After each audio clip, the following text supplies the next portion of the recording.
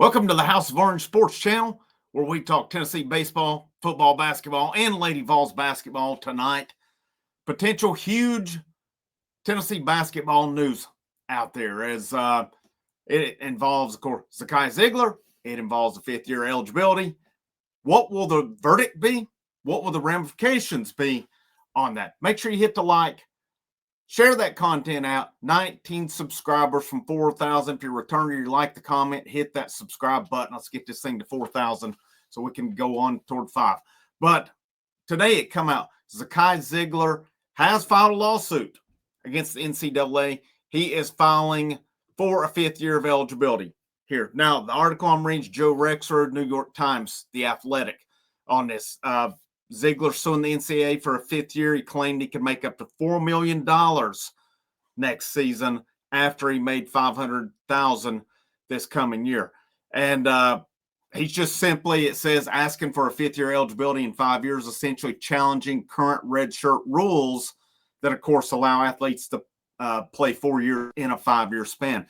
Well, we know he played all 4 years. He did get hurt during his sophomore year, but that was more than 3/4 of the way through the season.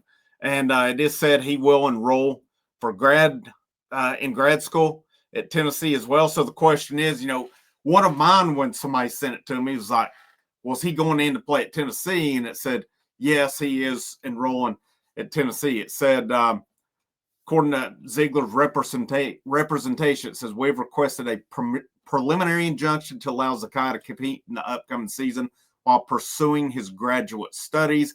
We look forward to a swift resolution to this matter so that Zakai can begin preparing for next season. Now, this is an article from Grant Ramey of VolQuest.com today, and that's really the only quotes I've got on it. And there's really not a whole lot more to it. It does say in the lawsuit claims the fifth-year eligibility is the most lucrative for the vast majority of athletes, and that Zeigler will suffer irreparable harm without an immediate injunction allowing him to compete in 25-26, since schools are finalizing their rosters. Now, it does say Zeigler intends to pursue a graduate degree after graduating this month from Tennessee with a degree in retail and merchandising management. And it does say, too, that the NCAA's rule permitting only 4 seasons of competition within the 5-year eligibility window is an unlawful restraint of trade under federal and state antitrust laws. This is according to Litson PLLC and Garza law firm, they said in a statement. And this is the first lawsuit in the NIL era like this. And, of course, there is the ruling expected to come down here before too long, but I don't know that he's going to have a case on this one. I don't know what the case is right now for getting that fifth year, because, the biggest thing that happened that was probably the injustice is all was the Pavia case that gave him another year eligibility when he'd already played it. So now guys are trying to get that other year, and you can't blame them for that either. But, looking at it, and I'm just not seeing right now where there's a case for it. Would I be happy to take him back? Yeah, and I think there's a way you make it work, too, and I'll get to that here in just a minute. But I'll tell you I would bet is coming soon after Jordan Gainey. I bet he does the same thing on this. I would almost bet you they've got the same representation. And, will they both go for the same thing? Remains to be seen on that one. But Gainey's been hinting at a return the whole time. With him, I don't know what his grounds for coming back are at this point in time. There's going to be a lot of lawsuits that come out of all this stuff that's going on.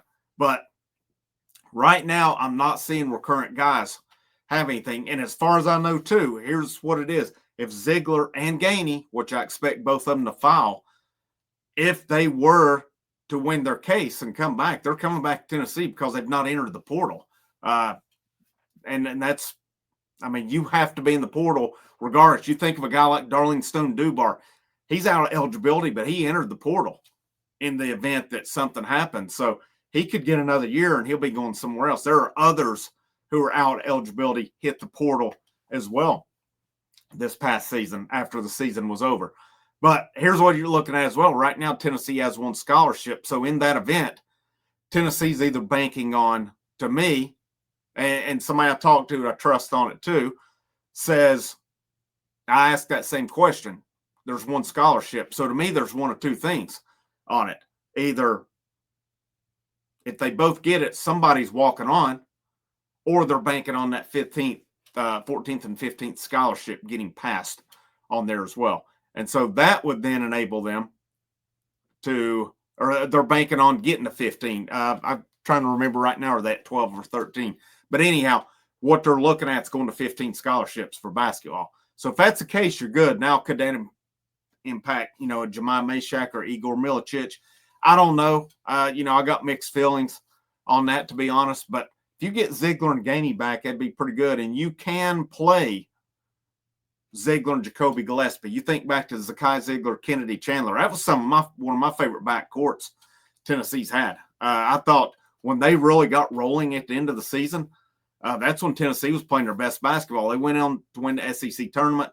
They got knocked out of the NCAA tournament in the second round by Michigan, but it was no fault of those two guys. They got the job done. There was others who did not get the job done, who it was kind of unfortunately, that was kind of a string of things the next few years when it comes to knockout games. What's the ramifications of this, though? I'm telling you, man, if it does pass, and I don't know that it will, I don't know what case he's going to have on that, is you're going to see an absolute flood of lawsuits going through. And I'll reiterate this, and I'm firm on my stance with this. What the judge is saying regarding grandfathered is not grandfathering guys who just graduated. Leave me a comment and let me know on that, where you're seeing this, because it is not saying that in a single article that I'm saying. Every single article I say, and I'm very specific on this in regard to the grandfather rule, is in terms of volleyball, cross country, and sports like this, that they were going to cut their scholarship limit or their roster limits down. The judge says if some of this stuff's going to pass, those rosters have to be grandfathered in. It's not saying that the people graduated. It is those rosters. Pull it up. Google it. Yahoo.com. There's an article on that there. There are other there's a YouTube channel. I wish I could find it again. I've talked about it before on here. It escapes me off my top of my head. The dudes talked about it on there as well. I need to find that so I can link it back later on. I'm still not, I know there's going to be lawsuits, but here's the big thing. Just because you file a lawsuit, Alberto Osuna, case in point, does not mean you're going to win it. And so I would temper my expectations on this one. I say that, I hope Zeigler and Gainey, when he files, which I think, why wouldn't he?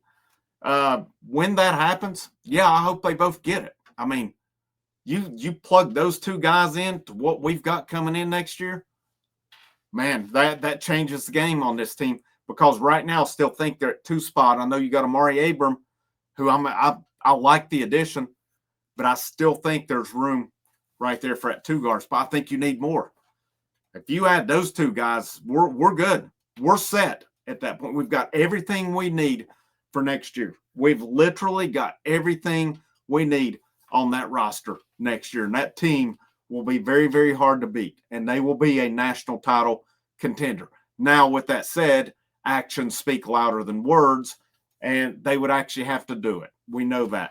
But this has got huge ramifications potentially for a lot of things with the NCAA and NIL, because if this does pass, you're getting ready to see who knows how many guys are coming back. That transfer portal is going to be full of guys who just graduated with no places to go. Now, there will be some rosters, some teams who probably held a spot or 2, and some of these guys may get their spot back that graduated, but if they're not going to the NBA. But this has the potential, if it were to pass, this is going to be big. And, there's already a lot going. I mean, there's talking about with Tennessee and Vanderbilt right now. Of course, that's come out about the laws that were put in by Governor Bill Lee in Tennessee.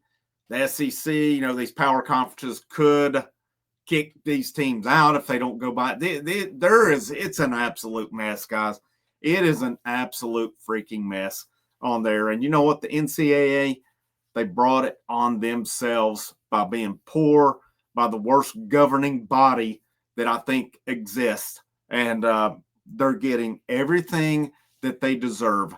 And, any chaos that gets passed on them, well-deserved, because they have just done a piss poor job of governing this NIL, this transfer portal, and all this stuff. It is mass chaos. It is absolute havoc. And you know what? I'm here for it. Let's freaking go with it. Thank you guys so much for your support. Hit the like, the share, the subscribe. That's big. 19 away from 4,000. Let's get that thing to 4,000. Check out the links in the description, channel memberships, channel Patreons. You guys take care. And as always, I'll see you when I see you.